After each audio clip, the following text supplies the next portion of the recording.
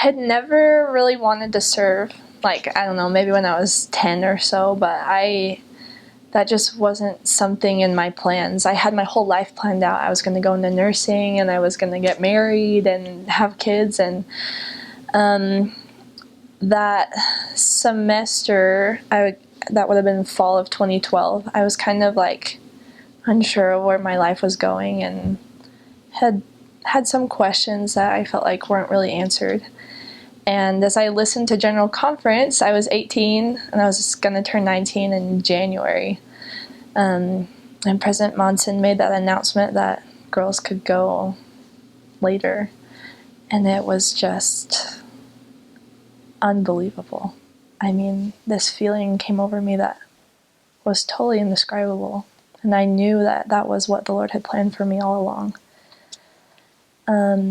And so that day, I made an interview for the following day with my bishop.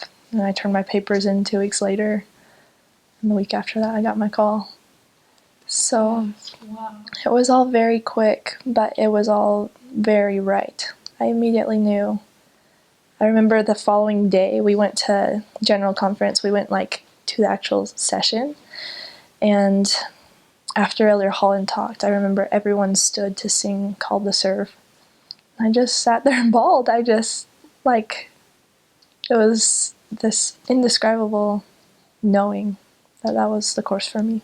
I was so unprepared.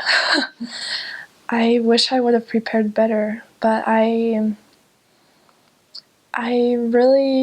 was praying a lot, because right after I got my call, it was like I was feeling really attacked, like maybe I hadn't done the right thing, maybe this wasn't what I was supposed to do.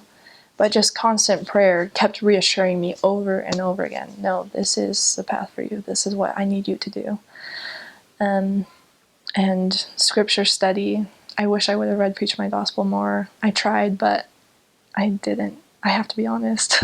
Oh, Satan was absolutely trying to convince me that I shouldn't go. I mean, it was a constant battle.